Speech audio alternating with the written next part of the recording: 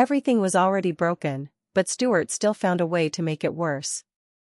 A destroyed world, a failed experiment, and a second reality that looks perfect on the surface, but hides something even more terrifying underneath. What started as a desperate attempt to fix the universe quickly spirals into a nightmare across multiple timelines, where every decision only creates a bigger disaster. And the scariest part? Stuart might be the only one who can fix it, even though he's the reason it all fell apart in the first place. The story begins in a ruined version of Pasadena, where the world has completely collapsed into chaos. Civilization is gone, and survival now depends on scavenging whatever scraps remain. Inside Stuart Bloom's damaged comic book store, life somehow continues with a strange sense of normalcy, as if the apocalypse has simply become part of everyday routine. Food has replaced money as the most valuable currency, and people are willing to trade anything just to survive. When Bert arrives, covered in a worn-out cloak, he trades canned food for a rare comic, showing just how much the world has changed. Even in this broken reality, people still argue about comic book logic, proving that some things never change. But this moment quickly turns dark when a simple argument escalates into violence, ending with one man killing another right inside the shop. Stuart reacts with an almost disturbing calmness, removing the attacker and disposing of the body through a strange glowing tear in space, as if this has become completely normal to him. This small detail reveals something far more unsettling: reality itself is no longer stable. Moments later, the impossible happens. Another version of Stuart suddenly steps through that same glowing rift. This alternate version is desperate, warning that everything happening in this world can still be prevented. He explains that the destruction of reality wasn't random, it was caused by a failed experiment involving Leonard, Sheldon, and Howard. They had created a quantum entanglement machine, something powerful enough to manipulate reality itself. But when it was activated, something went horribly wrong. The machine didn't just fail, it shattered reality into pieces, creating unstable dimensions and turning the world into the nightmare they now live in. The most shocking part is that Stuart was there when it happened.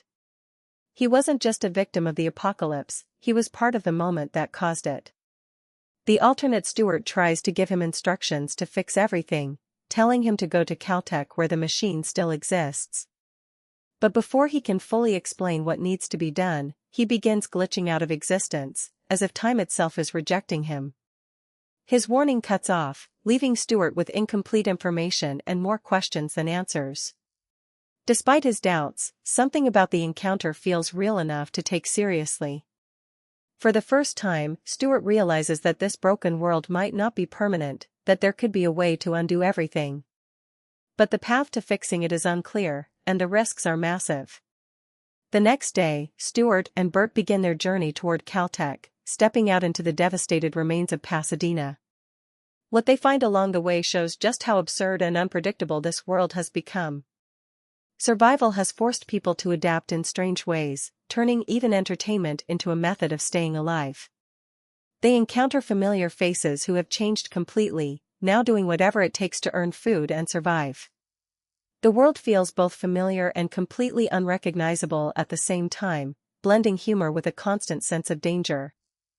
Every step forward reminds them that they are walking through the consequences of a broken reality.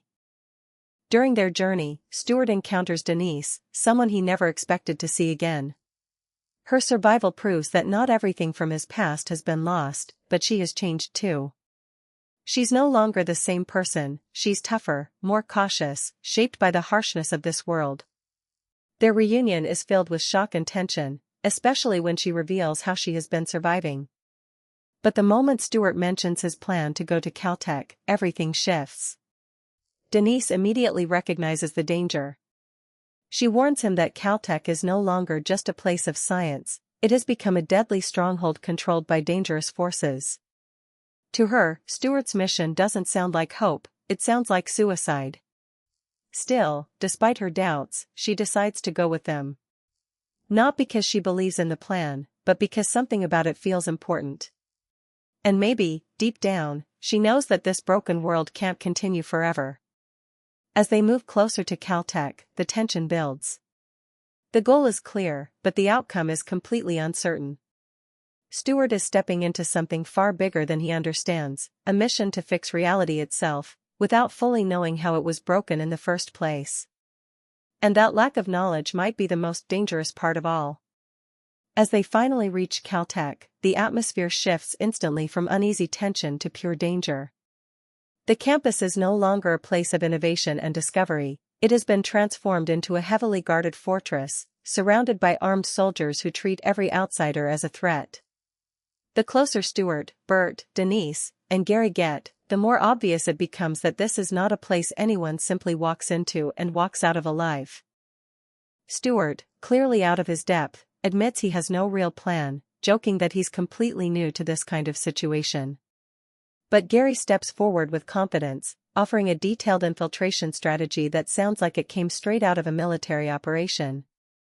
His plan is simple but risky. He will create a distraction at the main entrance, drawing attention away while the others sneak in through a supply route, hiding under incoming trucks to slip past security unnoticed. For a moment, it feels like they might actually have a chance. Bert is impressed, even hopeful, especially after learning that Gary has real experience in special forces. Everything about the plan sounds precise and controlled, until it completely falls apart in seconds. Gary barely makes it into the open before he is instantly shot down by the guards, his plan ending before it even begins. The suddenness of his death is shocking, leaving no time to react. What was supposed to be a calculated move turns into chaos, and before anyone can recover, Stuart, Bert, and Denise are surrounded, captured, and taken inside the compound as prisoners. Inside Caltech, the tension only grows. The once familiar halls now feel cold and hostile, stripped of their purpose and turned into something much darker. They are brought into an old geology classroom, where they come face to face with someone they never expected to see again, Raj. But this is not the Raj they remember. He looks exhausted, unstable, and completely worn down, as if he has been surviving on the edge of sanity for far too long. At first, he doesn't even believe they are real, assuming they are just another hallucination. The fact that he has reached a point where he can't trust his own senses says everything about what this place has done to him. As the conversation unfolds, Raj reveals something deeply unsettling. According to him, they are trapped in the wrong reality, one that isn't supposed to exist in this form. And controlling this broken world is a mysterious force he only refers to as the Evil One. He refuses to say the name out loud, hinting that even speaking it could have consequences. The idea that something unseen is controlling everything adds a new layer of fear to an already dangerous situation. Stuart, however, reacts in the only way he knows how, with misplaced confidence. He starts to believe that he is somehow the chosen one, the person meant to fix everything.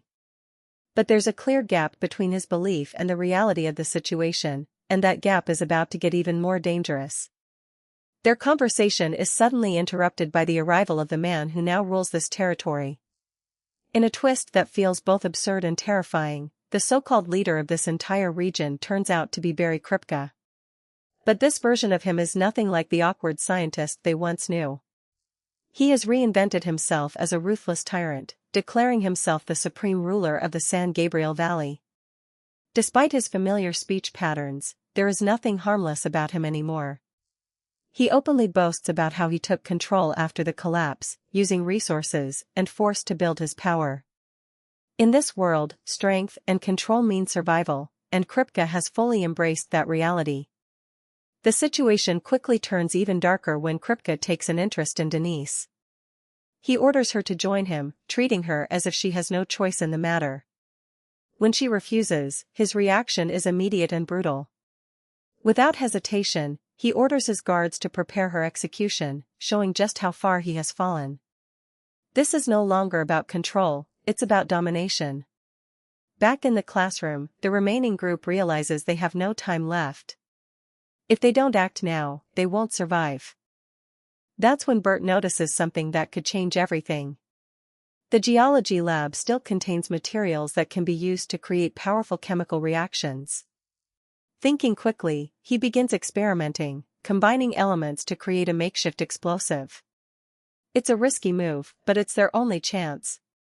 When a guard enters the room to carry out the execution, Bert acts without hesitation, throwing the improvised grenade and killing the guard instantly. The explosion marks the beginning of their escape, turning desperation into action. What follows is pure chaos. Armed with more homemade explosives, the group fights their way through the building, using every bit of knowledge and luck they have to survive. The calm, controlled plan they once hoped for is gone, replaced by unpredictable violence and split-second decisions. Every hallway becomes a battlefield, every step forward a fight for survival. At the same time, Denise is dealing with her own situation. Using her intelligence and quick thinking, she manipulates Kripke, pretending to cooperate just long enough to get close. She plays into his ego, distracts him, and waits for the perfect moment before turning the situation around, knocking him out and escaping. As everything spirals out of control,